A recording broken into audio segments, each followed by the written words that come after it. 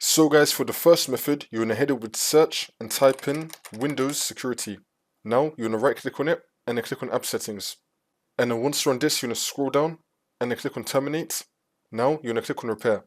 Wait for this to load. See if that works for you. If that's still not working, then you're going to click on Reset and then click on Reset again. Wait for this to load. See if that works for you. If that's still not working for the next method, you're going to head it with search and type in Check for Updates. Click on it.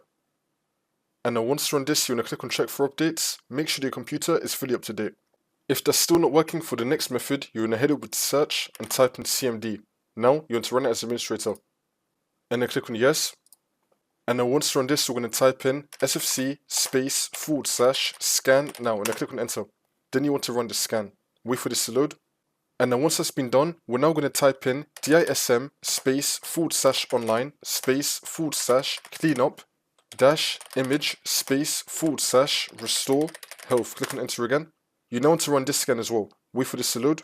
And then once you complete both those scans, you just want to restart your computer and then the problem should be fixed.